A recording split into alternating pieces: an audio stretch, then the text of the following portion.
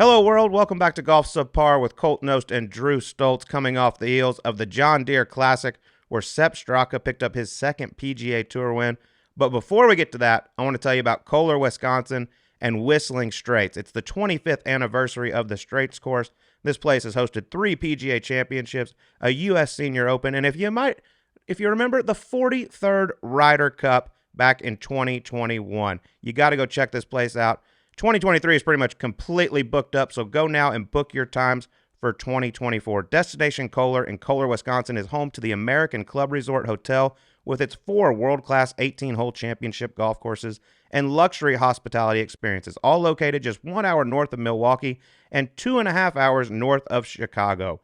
The Champions Trail Golf Package includes 2-night accommodations, 3 18-hole rounds per person, a round on the Bath Short Course, golf cart and caddy fees, gratuities not included, a 30-minute golf lesson, and more. Visit destinationkohler.com/golf for more details. And the Dive 4 Golf Package includes 3-night accommodations, 4 18-hole rounds per person, a round on the Bath Short Course, golf cart and caddy fees, once again, gratuities not included, and a 30-minute golf lesson. Once again, that's destinationkohler.com for more details. All right, Slaves, it was a massive week in the game of golf with Sepp Straka picking up his second win at the John Deere Classic and Allison Corpuz winning the United States Women's Open at iconic Pebble Beach, just dominating fashion, played a flawless final round, shooting 69 to win by 3. So congratulations to her on winning the first time the United States Women's Open has ever been at Pebble Beach, and it was a game changer. The ratings were through the roof. But just hats off to the USGA and everybody involved. That was awesome to watch. Let's go to Sepp Straka, though. A little final round 62, which included a double bogey on the 72nd hole, which looked like it might cost him. But in the end, he had a nice little 2-shot win. It's always nice when you can dub the last to shoot 62 and have no stress on a playoff. I was pretty convinced after the dub that at least one of the chasers was going to catch him, but it ended up holding up. Hell of a final round by him. Every time I watch him, Colt, Sepp, I know this is his second win on the PGA Tour, but I watch him, and when he's on TV, obviously he's running nicely. But that golf swing looks just so repeatable and so simple. It reminds me of Jason Gore a little bit back in the day, that motion, and the frame, couple of husky individuals. But, man, every time he goes and he's going well, it just looks so repeatable. And huge week for him and the Europeans for potential Ryder Cup shakeup over there. They're looking to fill those last few spots, and they got a couple guys stepping up. You know, everyone that played with him at the University of Georgia just raves about how good he is, how talented he is. It is his second win, but it's crazy. Like, the dude might miss 12, 13 cuts in a season, but then he also has 3, 4, 5, 6 top 10s, top 5s. It's pretty impressive. He easily could have 3 wins. He lost in the playoff to Will Zalatoris at Memphis last year, but man, that was an unbelievable final round. I was walking with the last pairing of Brendan Todd and Alex Smalley, and they would walk by me every hole because it seemed like he birdied damn near every hole. And he looked at me and what is going on up there? That guy's going absolutely nuts. There was at one point, I think there was like 14 guys within 3 shots of the lead. Then all of a sudden, Sepp Straka had a 5-shot lead. Yeah, it went from jammed up. I was like, we're going to see a huge playoff at the end of the day to, oh, this thing's dirt nap quick. And then the double kind of, gave a breath of life to those guys that were chasing him. But hell of a run by him. Like I said, I think that's a huge move for him on that European Ryder Cup side. And they need it at the bottom of that thing because their top 6 is loaded. And then after that, they need some dogs. And he might be one of them. I'm just happy finally my picks didn't totally suck for once this week. I had both guys finish in the top 10. Adam Schenk was looking really good there for a while. Mark Hubbard played well. Also informed us on Friday that his favorite club's a 6-iron. That was a rather interesting moment. That was a good one. Shout out Hubs. That's why we love him. Thanks to my guys for actually showing up this week. That was nice. A little sign language. Yeah, and I had Ludwig, who I've been pretty much riding the entire time. He was right there once again. Had a nice final round. I think you could pretty much stamp him for that European. That 5-1 you got on him on the Euro side. Yes. Your boy might want to offer you a buyout at 4-1 right now. No, I'm not accepting it. That's coming your way.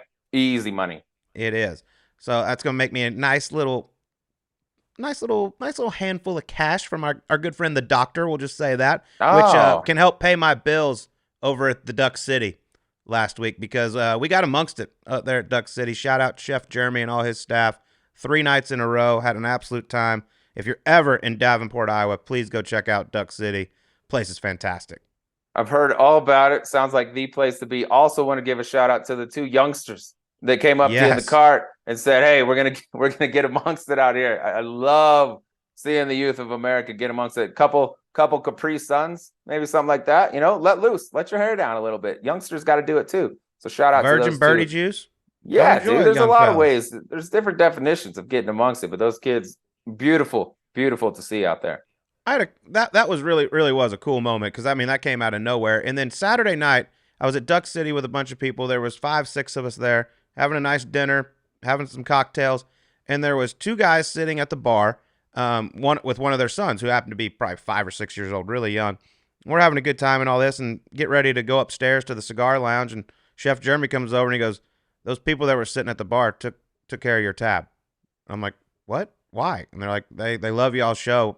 They said they wanted to buy your tab." And they just left. They didn't let us know or anything. They did it. So whoever you are, thank you so much. That was very nice. And it wasn't the smallest tab in the world.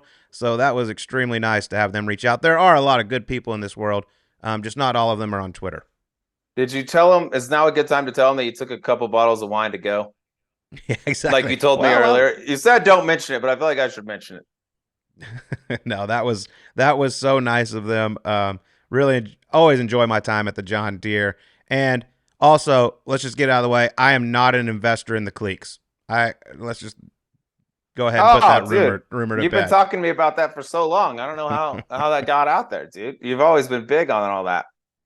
Thought you were just waiting for the right time to strike. Now that the valuations are in the billions or whatever, I thought you'd jump all over that. Exactly. That's why I have 3 jobs, so I can invest all my money into the cliques. Yeah, you're heavy, very bullish on the cliques. Which we did learn today on our SiriusXM show. That's a 4-wood. It's a 4-wood for all you keeping score at home. Good to know. Okay. Good to know. All right. Well, we got a fantastic interview this week. We got a young and up-and-coming star, was a national champion at the University of Florida. We got Ricky Castillo joining us, Sleaze. But first, I mean, we're looking good as always, man. I mean, does it even need to be said? We look fantastic, and that's shout out to Ralph Lauren. The RLX Golf Collection draws inspiration from the traditional aesthetic of polo, updating it to create a modern sensibility focused on performance-driven design.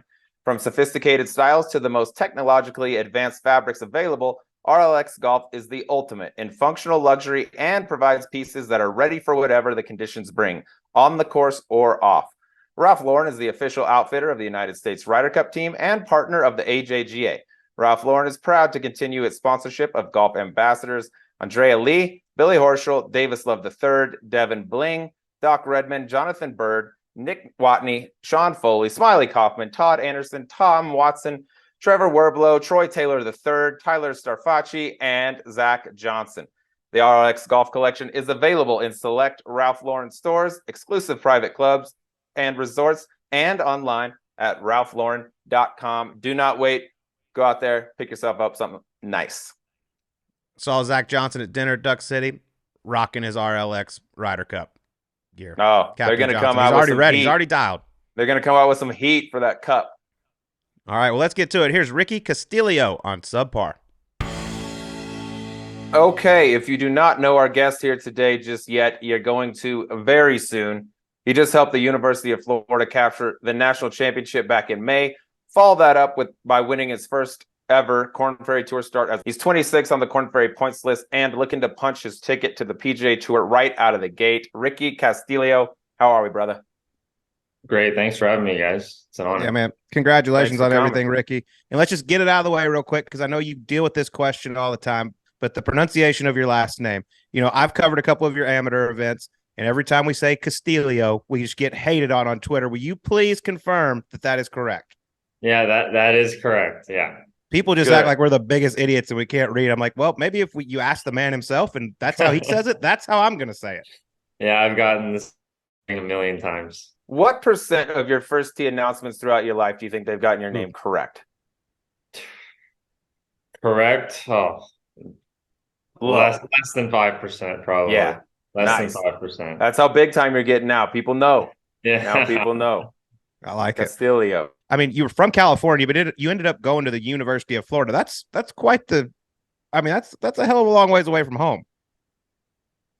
Yeah, I mean, it was a big decision for me, but I thought that it was the best decision for me to get myself the best chance to, be a professional golfer and, prepare myself the best way. And, that's what I thought Florida was the best opportunity for that. And, I thought that, it helped me, University of Florida helped me grow a lot as a golfer and as a person. And, it's pushed me in the right direction. And, that's why, I think I started off well as a pro is just, it's helped me just kind of guide me in the right direction and kind of give me an understanding of what I'm doing and what, is for me. But yeah, just the program's really helped me a lot. And obviously, it's a great program. We won the national championship. So, I mean, there's a lot I could say about it, but, it's been really beneficial for me. JC Deacon told me when you were 11 years old, he told you you're going to play for him. Yeah, that was That's true. wild. A little weird. A little weird. A little weird. He's 11 years old, JC. Creeping on the 11-year-old, JC. Relax a little. Wait till 13, mate. No, but you met him when you were 11. How did that come about? So my brother was getting recruited to go to UNLV, and JC was the assistant. I was just a little brother that, I would go on all the recruiting trips just for, fun, just to look and stuff like that. I was 10, 11 years old. So, just watching all the colleges and stuff like that. But yeah, JC just, I don't know, just, asked my dad if I played golf, and he said yes. And it was just like, just really, really liked me from the moment he saw me and just, wanted me to play for him. And then, told me that, and, at the time I was like, 11-year-old kid, just like, oh, that's kind of weird. Like, I mean, that's probably not going to happen too. Like, oh, that's, so many years down the line, then, end up playing for him and, winning a national championship together. So, it's all, just looking back on it, just all the things that, we've been through, it's pretty cool now. Were there any other schools that were in the running? The biggest, I was between USC and Florida. Okay. Yeah, I got to say, to get a West Coast kid out of the Pac-12, JC had to do some crazy little voodoo, I would think, to get you out of there. Because there's some good schools out west, too. Yeah, there's a lot of good schools out west. A lot of good schools. We'll talk about your time at Florida. I know you had several wins, but there was some ups and downs. Did you lean on any of like the Florida Gator alumni? Please don't say Matt Every. That'd be terrifying. But do any of those guys stick around the program and help out a little bit? Some guys stick around. Billy, yeah, really became in the last couple of years. Dudley Hart obviously, has tons of experience. I think that Dudley's just been a really big part just because, he's been the PGA Tour player and, been there for 20 plus years and, just kind of gave us all, little things that, might help us when you're a pro and, when it's whether it's traveling or practice rounds or, just scheduling things and stuff. And I think there's been a lot, everyone kind of gives us, little bits and pieces, but, I feel like Dudley and Billy have been the most just beneficial just because, get very, very far in their careers. And, obviously listening to guys like that, you're going to, do well, especially with how successful they were on tour. So, or how even Billy still is successful now. So. Are those the guys you lean on now as you get into your pro career? Like if you need advice or, just anything on like, hey, how do you practice or travel or whatever? Are Billy and Dudley like the guys you go to, or do you have other friends on tour right now that you kind of lean on for that? Yeah, I mean, I have other friends. I mean, my brother is really good friends with Saha Theegala, so and he plays with a bunch of other Korn Ferry guys and stuff like that. And my brother's been really helpful just for me because he's been a pro for a couple of years or a few years now, and kind of just gives me just all the insight and stuff. Like he's not gonna be sugarcoat or anything. He'll tell me honestly how he feels about certain things and stuff like that. So I think just having all of the advice from just a bunch of different people and, just picking and choosing what I like is what I think is the most beneficial for me instead of, just going to one specific person. I think just, going to and just listening to what everyone has to say. So I was listening to a pod with you from before NCAAs where you said you and your brother used to battle it out for one of your dad's candy bars each night. And you remember the first time you beat him. What's the battle like now when you and your brother play? Just say you'd be getting all the candy bars. It's fine. Be honest. I wish. Sometimes it gets pretty competitive still. It gets still really competitive. I mean, he still really wants to beat me. I still really want to beat him. I mean, we don't play as much as we used to, obviously, just because I'm in Florida and he lives out in Houston now. So he's a little busy and stuff like that. But I mean, I think that competition as a kid really helped, just having always someone there that you're trying to beat and always calm and stuff. That's kind of what, drove me to be who I am. Well, basing it off your weight right now, it doesn't look like you're doing too much winning on the come up. You haven't exactly got any extra poundage you're carrying around. No, I've lost a bit of weight after that. I think my caddy told me over the past 3 weeks, including practice rounds and everything, we walked over about 111 miles. So it was a lot of golf for the first 3 weeks, and I drove it all. So I drove from Gainesville to Tennessee, stayed there for a couple nights, went from Tennessee to Wichita to Oklahoma, Illinois, back to here. So how far was that Illinois drive to Gainesville? I stopped in Tennessee, so it was like a 6-hour drive to Tennessee and then like an 8-hour drive to Gainesville. But the worst day was I had to go from Tennessee to Wichita, which was about like an 11-hour drive. Oh, putting some miles. Right. Yeah, I put some miles in the car. But I got some more questions about this drive as we get a little deeper into the pod. But just right now, you got these long ass drives. What are you listening to? Are you a podcast guy? You got music? What do you do? I just call people because it's pretty easy to if you're listening to music, I get bored listening to music. I just call people. I'll just call my dad, call my brother, call friends, and I'll talk to my dad for 2 hours or 3 hours. I'll talk to my brother for 2 or 3 hours. Talk to a couple other buddies for a few hours. So that's how I drain the time. And it's honestly, for me, it's worked a lot better. It kind of wastes a lot more time than just trying to sit there and listen to music and just trying to wait to stop driving. Are you going to make Gainesville home? Is that where you're going to play out of? I'm going to move to Jacksonville. Okay, cool. That's where I'm practice out of Sawgrass. Yeah. Beautiful.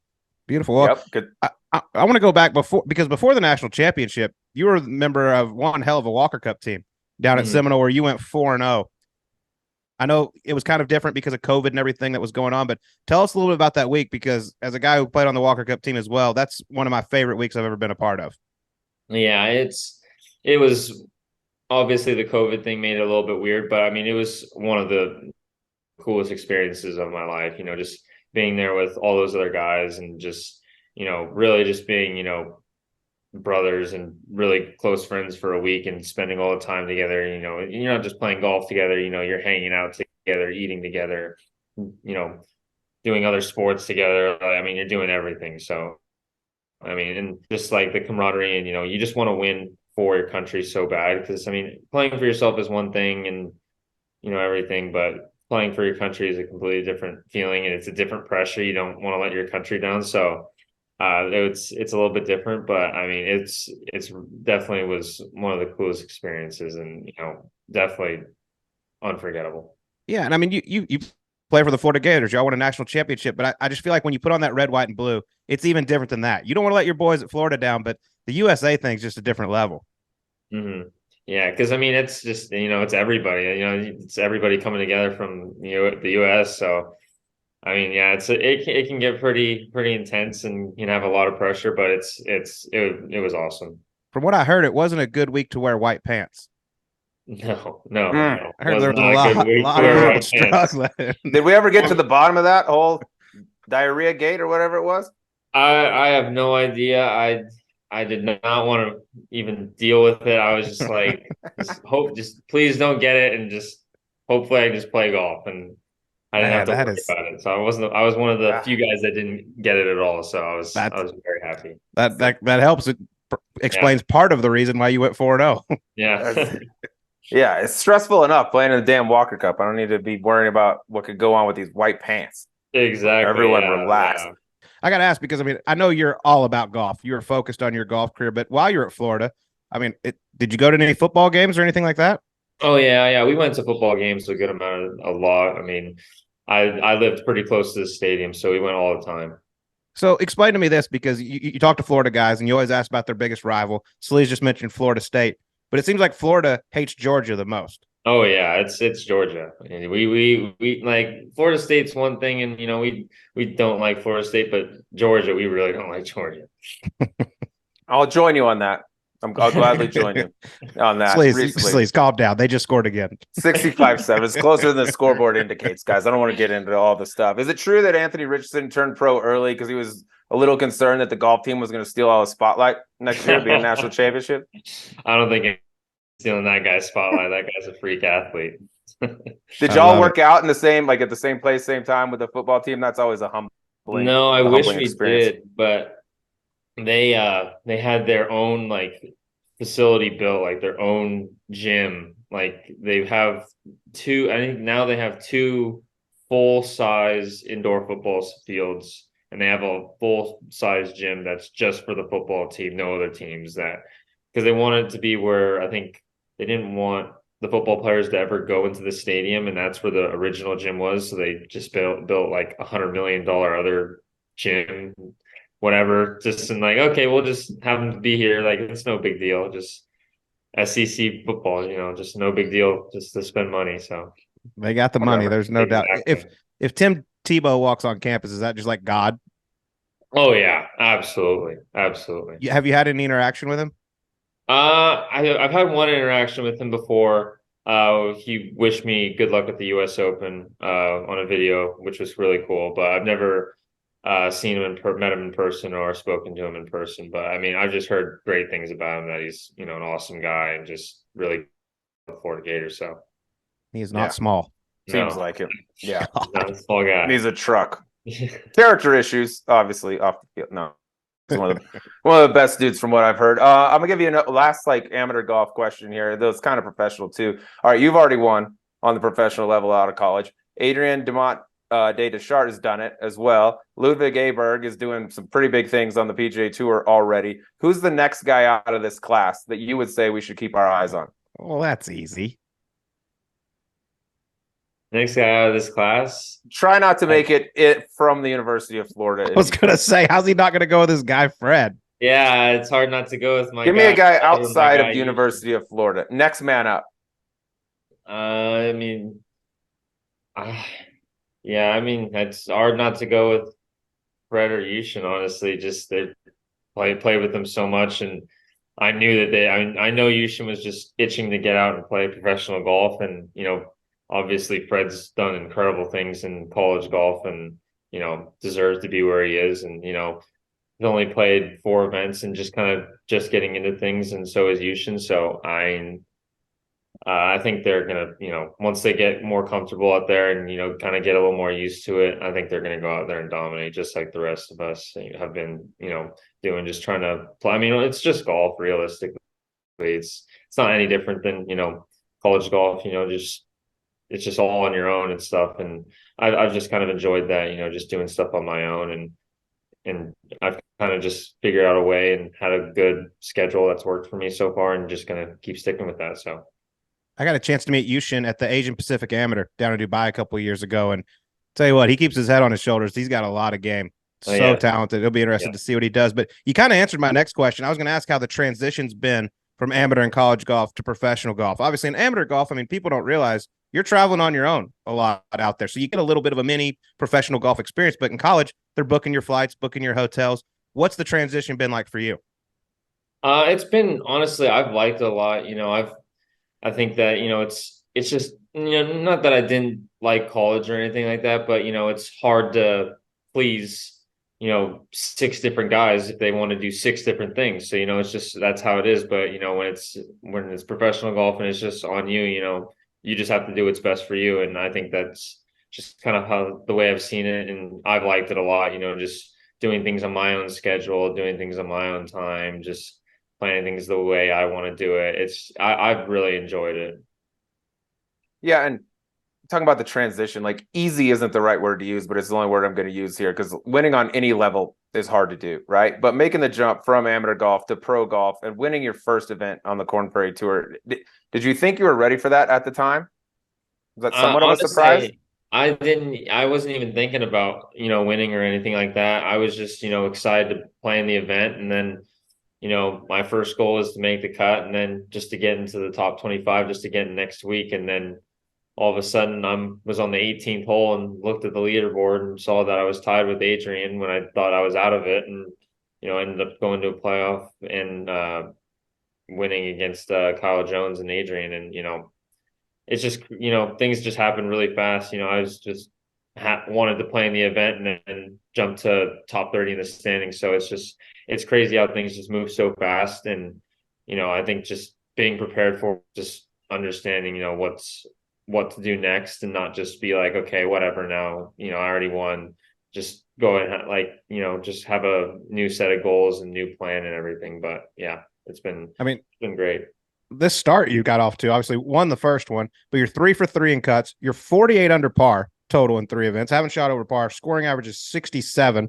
And like you said, number 26, top 30, make it to the PGA Tour. I mean, to think 3 weeks ago you were just hoping to get an event. Now it's like, okay, I'm here, and now I got a realistic shot of getting my PGA Tour card for 2024.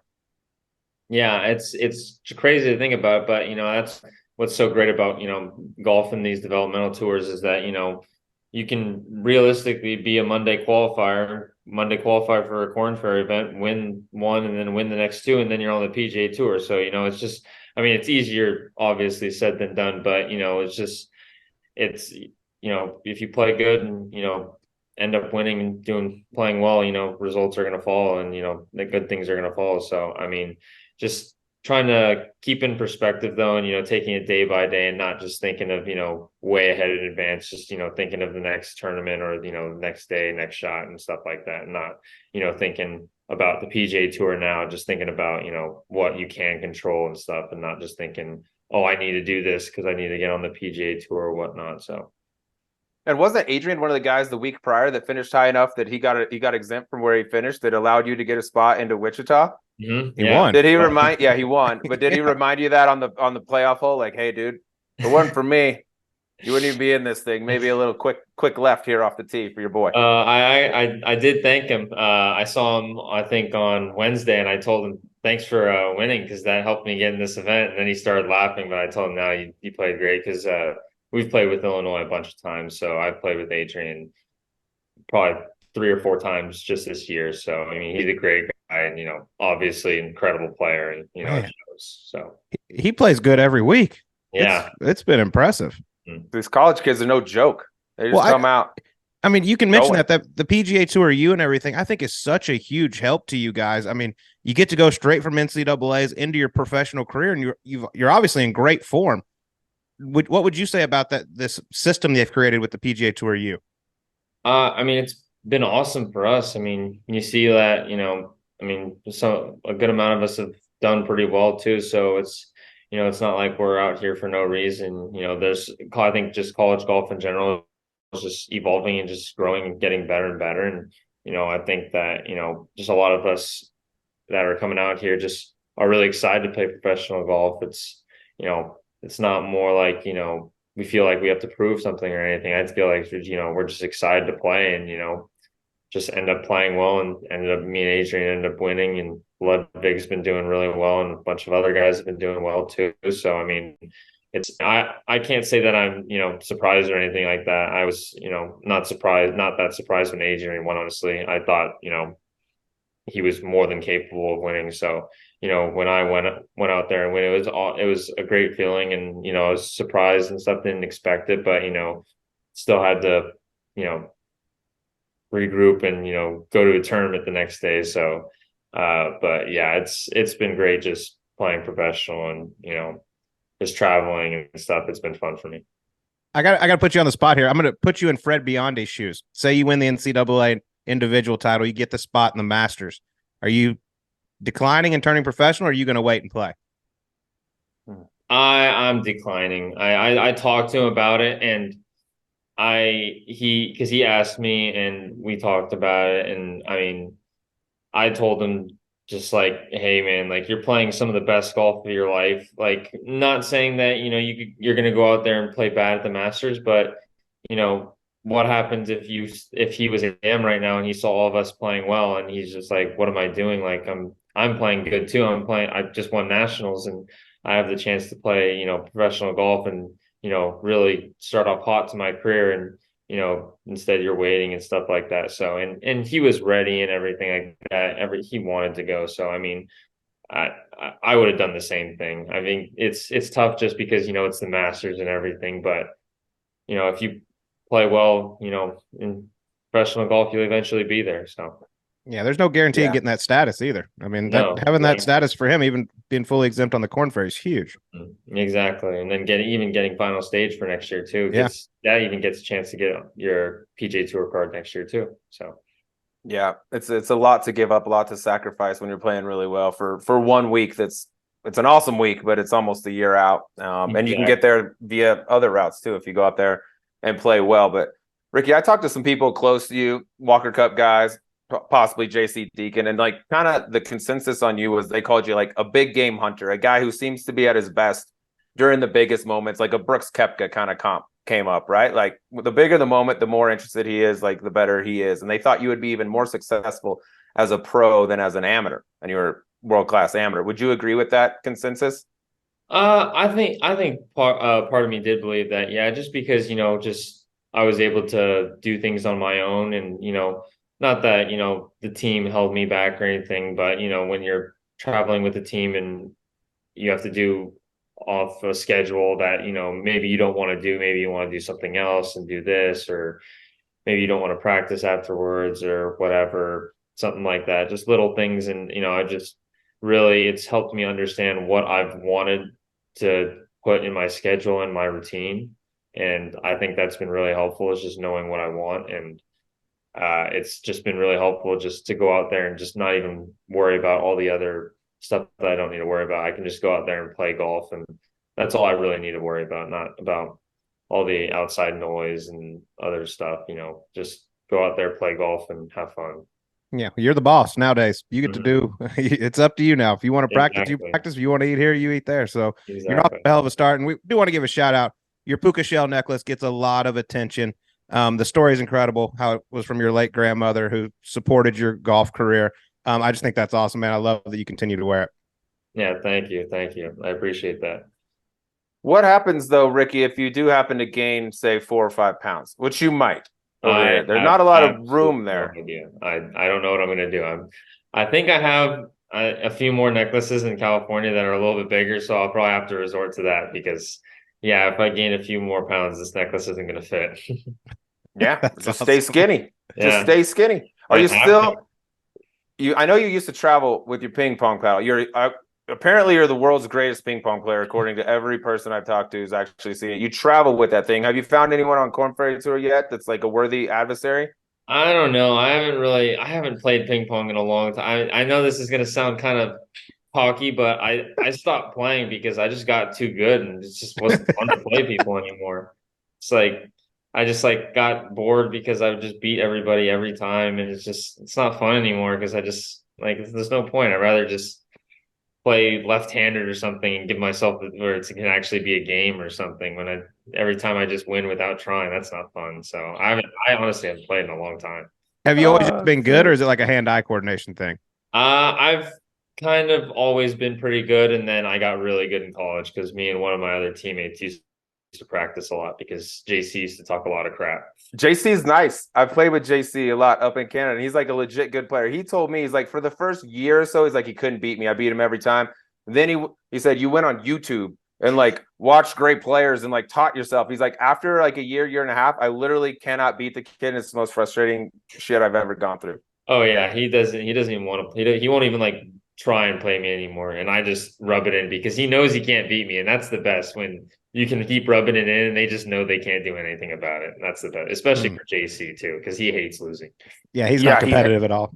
I was just about to say you never played with him, Cole. I don't know if you played with him. I played a lot of golf with JC growing up. He could run hot, let's just say, on the course. He was not afraid, in true Canadian fashion, to just blow it out occasionally. Did that ever show up in ping pong after he loses to you for like the 15th time in a row? Oh yeah, oh yeah. There were times where he had to like kind of go in the other room and just give himself a couple minutes just to calm down or pump himself up because he was losing or something like that. It's funny how emotional he gets. He's still got that hockey player in them, so he still has all that Yeah. emotion sometimes. He's not gonna like this. This is Did great. you ever did he ever go out and play golf with y'all? Can he still get it around? Yeah, he used to play more once he had his third kid, he didn't get to play as much, but he still tried to play a decent amount. He's the best, He was man. nice. He used to hit it really nice Yeah, in he's his day. still Shout out JC Deacon, We love him. He's great. He never practices and still hits the ball unbelievable. Has a beautiful swing. Always complains about his swing. Yeah. But his swing's perfect. Swings it great and stuff like that. But the one thing is that he has the chipping hips. Oh boy. A chipper and that broomstick. He had that broomstick before it was like a thing. Yeah, he still has that stupid broomstick thing. I like it. Well, let's get to some space. Let's get to the E9 here, Slee. So, Ricky, we do this with everyone. 9 fun questions, and we always ask this to everyone to start off. You can trade lives with anyone for a day. You get to be them for one day. They can be dead, alive, whatever you want. Who would you be? LeBron James. Oh, okay. That might be the first we've had. Yeah. Big LeBron guy, huh? Yeah, big Laker guy, aren't you? I think, I'm a big Laker guy. And I would want to see what it's like to be, that sort of caliber, of an athlete, just where you're looked upon like basically like you're not human. So maybe give us a Taco Tuesday. Yeah. I can't do that. Oh, come on. Trademark that. You got to learn to flop a little bit more. You don't look like quite the flopper. You have to work that in. Kidding. He's great. He's a great player. I can't stand him, though. All right. Here we go. First one from me. Let's say you meet a stranger on the street, not from the United States. They've never heard of the University of Florida or Florida State University, and they ask you to describe the difference between the two. What would you say? Florida State is the school that is for the people that tried to get into Florida and couldn't. There you go. That's simple. Simple enough. Yeah. That'd be a lot of like in-state descriptions, I feel like. It's like SMU, TCU. Oh. Well, while we're just shitting on other schools, my next one. All right. Favorite, you just mentioned the University of Georgia Bulldogs. Those are the people you hate the most. Your favorite guy on their team during college to beat in a tournament? Favorite guy to beat? My Walker Cup teammate, Davis Thompson. Yes. Davis. Perfect. I like being DT. How'd he take it? He was the best because obviously he's incredible. So beating him he like never played bad. He was always just like a top 10 guy. So if you beat him, you were like, okay, like you played well. I like it. Did you always dread the week after the Florida-Georgia football game when you saw those guys at like the next tournament? You're like, shit, here it comes. Only we liked it the year out when we beat them. When Trask was the quarterback. I forget what year that was, like 2019 or 2020. Forgot about that. Georgia. Big Trask. Yeah. Big boy. Yeah. Spinning. Mm-hmm. All right, next one from me. Is it true that the JC had to have the Gainesville PD on call after qualifiers based on the speed you would leave the parking lot if you played bad in the qualifiers, say 3-putted the last hole? I wouldn't say no, but I wouldn't. I mean, I would speed out a little bit. Sometimes I get a little bit frustrated. He got mad at me a good amount of times for speeding out of the parking lot. Yeah, there were some Jeff Gordon comps, I believe, that he made. He said you've never seen a car go faster out of a parking lot than if you 3-putted the last or bogeyed. The one that he was talking about too is, I think it was this year, and I had like a 3-footer and I think our lineup was already set. Like the 5 guys were way ahead in qualifying. It was like a 6 or 7 round qualifier, and I had like a 2-foot putt, 2.5-foot putt to tie and go into a playoff. And and then I missed it, and I was like, kind of just like really, really upset, and I was just kind of like boiling, and then lost it when I went in there, and then JC got all mad at me and stuff like that. You drive too fast, blah blah. And I was like, whatever, I'm fine, whatever. I didn't hit any, I didn't do any damage. Coach, if you're not first, you're last. You're not saying Ricky Bobby? Come on. I saw him peel out of a few parking lots in my day, Ricky. So you're in good company. All right, my next one. Who wears the loudmouth clothing better, John Daly or your brother? I'll give it to my brother every day of the week. Does he still wear it? Oh yeah, he still wears the loudmouth stuff. He told me, he always tells me, he's like, hey, you ever want anything, just let me know. I'm like, I'm good. I don't think that's really fit my style, but you go ahead and wear it. Yeah, and by the way, if that's what you're going to give me for my birthday or Christmas, just don't worry about it. I'm good. Yeah, he has some. He's worn some outfits before where he's showed up to the golf course, and I'm just like, "That's what you decided to wear this morning?" You're not my brother today. Yeah, okay, okay, but yeah, the loudmouth thing, he loves it, but I didn't know they were still thumping. yeah. Well, they're Shout out thumping. Loudmouth. As long as John Daly is, Yeah. Yeah, as long as he's thumping, they're thumping. yeah. He's thumping. That's for sure. All right. I feel like every college graduate has one of these. So give me your favorite sporting event you attended while at the University of Florida. My favorite sporting event, what game was it? It was I didn't get to go to a really good game. I didn't get to go to a Florida Alabama game in the swamp. I didn't get to go to that one, but the coolest game I got to go to was a Florida Clemson game my freshman year, and I think we ended up winning. And I remember the streets; it was just so many people. There was like little over 90,000 people there, and then after we won, the streets filled, and you couldn't even see the asphalt. You just saw people's heads. It was so many people. It was insane. That's sick. Was that Trevor Lawrence? No, that wouldn't have been. I don't think that would have been the year before him. I think that was Deshaun? I think that was Bo Nix, maybe something like that. I don't know. They won, Sleaze. It's all that matters. Yeah. All right. Yeah. Yep. There's always one. Good dub. Good dub by the Gators. Next one. What's the best part about turning pro? You're now getting paid to play or not having to go to class. Gosh, that's a tough one. I heard you're really big. I'm not because I'm a really anti-class person. I could probably deal with the class with getting paid. That's nice. That getting paid for playing well. That's always a cool thing. I love that you had to think about it though. God, I had to think about it for a little bit. Yeah. Is it not the best feeling in the world? You're in it right now, where when the first time in your life you wake up in the morning, you're like, all I have to do, my whole job is just golf. Yeah, that's it. Awesome. It's the best feeling waking up in the morning. Just say, I'm just gonna go to work and just go to the golf course. Yeah, that's a special time before any other stuff comes up. Enjoy that. All right, my last one for you. Which accomplishment of yours do you think the average male should be more impressed with? 1, winning your first ever start as a professional, or 2, spending 18 hours in the car with your girlfriend and still being together at the end of it? Oh, God. I mean, that's probably fewer people have done that, I feel like. Probably the latter. It's probably the latter. But honestly, she's honestly made it so awesome for me. She started. I told her, you don't need to drive. I'll drive or anything. And there's been a couple of times where I'm like, I really need you to drive, and she'll just be like, okay. And she just drives for like 2 or 3 hours. It's been, if I didn't have her driving or her there, it would have been very, very difficult. Is she going to travel full time? Yeah, she's going to travel full time. Oh, Bella, what a gig. Yeah, I asked her to, and then when I won Wichita, I was like, well, it's obviously working. So, she's the one who's been actually planning my hotels and booking my hotels and stuff. So, oh, God bless her. And I mean this in the most respectful way possible to the people of Wichita. If she came to Wichita as her first event and decided to go on to the next one, you got a good one. Yeah.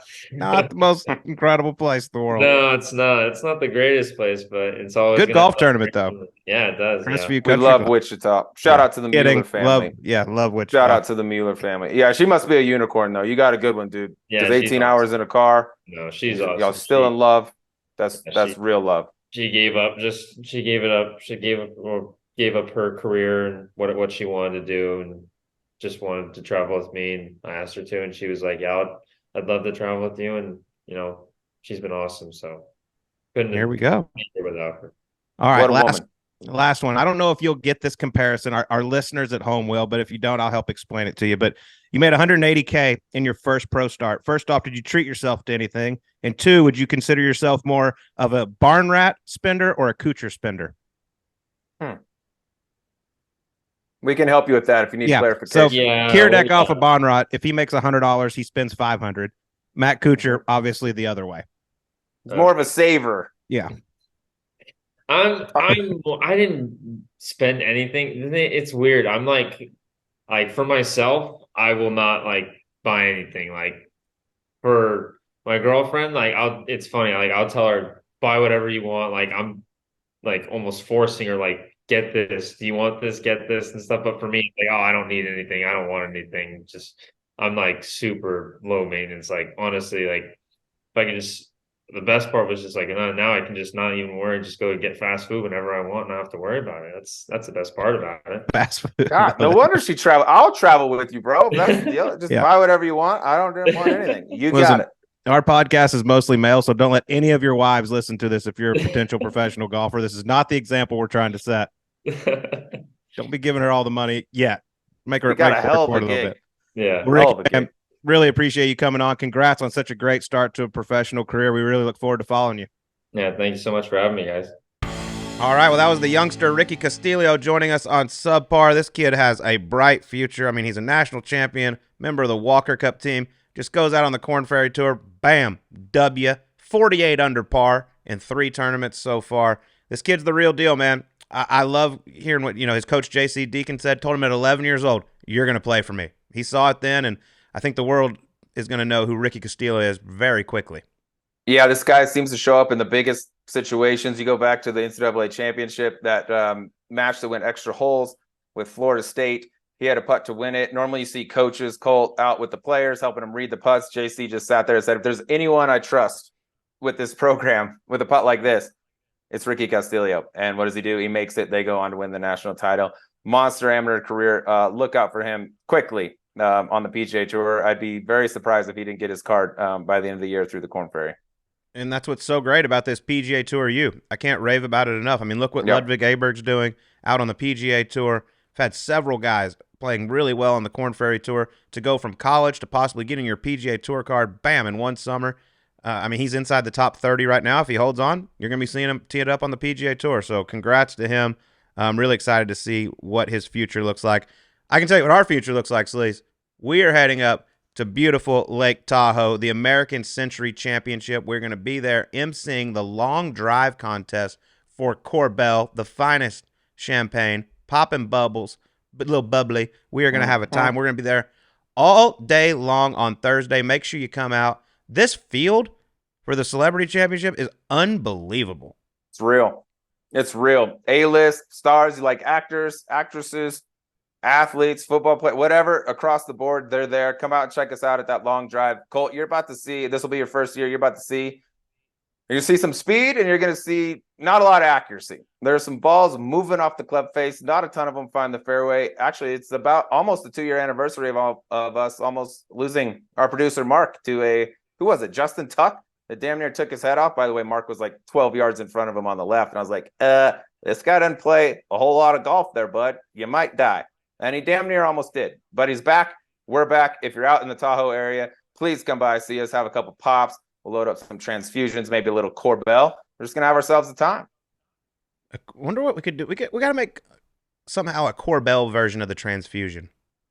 Oh, we can figure that out. It's a good challenge. Yeah. We're all right. It's going to be a lot of fun, but now it's time to tee it up with FanDuel this PGA Tour season. Right now, FanDuel is giving new customers 10 times your first bet in bonus bets, up to $200. It doesn't matter if your first bet is a bogey. Bet $20 and get $200 in bonus bets, win or lose. We got a lot of action this week. We got the Scottish Open. We got the Barbasol. Wes Homan's teeing it up at the Barbasol. Look out. Could be a sneaky dark horse. You can bet top 20s, top 10s, matchups, wins, whatever you want. The app is super easy to use. Like I said, so many betting options. And if you've been thinking about joining FanDuel, there's no better time to get in on the action. And when you win, you get paid instantly. All right, let's get to it. We're going to give you some picks for the Scottish Open. Okay, I'm going to go with a guy. He's looking to go back-to-back. Xander Schauffele, 14-1. You just can't keep this guy down. I love his action. He loves this golf course. I actually had the chance to play the Pro-Am last year. It is so much fun. The wind was blowing about 9,000. But really cool to see these guys go over there, get a little prep in before the Open Championship. But I'm going with the X-Man at 14-1. Love it. If he can keep his boy Kaiser out of the graveyards over there, I would fully expect to see him at or near the top at the end of the week. I'm going to go just slightly further down the odds board. I'm going to go Victor Hovland at 18 to 1. All right. He's had a little time off since the Travelers. He was coming off 4 very nice weeks before that, including his win at the Memorial. If there is a weakness in his game, it's the chipper. But he'll have a lot of options around the green over there this week. The ball striking, we know what it is. Give me Victor Hovland 18 to 1. Stay hot. Okay. I feel like you've picked Victor about 18 times this year. I figure if I keep doing it, 18 to 1 is where he hangs out. I'll win one. Be He's even your on new the Corey year. Connors. Yeah, he's your new Corey I've Connors. slowed down on Corey. I was just hitting him every single week, you know. Now the world's caught up. Now his odds are too high. Too low, I mean. So nothing there for me anymore. I'll be back on Corey soon, though. All right. My dark horse, going a guy who I get confused with a lot. It's really weird. If he gets the putter going, look out. He's 50 to 1. Give me Adam Scott. Yeah, I've heard those comparisons. It's a lot. It's a lot. Probably flattering for Adam. Happens all the time. Sure he hears them too, dude. Sure he hears them too. All right, dark horse here. I expect the winner, by the way, to come from near the top of the betting board, but I got a little show pony I like down here at 75 to 1. Okay. T9 at the Rocket Mortgage, T2 at the Travelers, playing some very good golf. Like I said, I think the winner comes from the top, but if I'm taking a dark horse, I like this guy, especially if the wind blows, let him hit little low hammers out there. Give me Brian Harmon, 75 to 1. Ooh. Okay, the little bulldog. I like it. Yeah. All right, so aim for some green and bet on the PGA Tour. Go to FanDuel.com/subpar and sign up for 10 times your first bet up to $200 now. FanDuel, official betting operator of the PGA Tour. Must be 21 years and older and present in select states. First online real money wager only. $10 deposit required. Refund issued as non-withdrawable bonus bets that expire in 14 days. Restrictions apply. See full terms at FanDuel.com/sportsbook. Gambling problem? Call 1-800-GAMBLER. Hope is here. Gambling helpline ma.org or call 800-327-5050 for 24/7 support in Massachusetts. Call 1-877-8-HOPE-NY or text HOPE-NY. That's 467-369 in New York.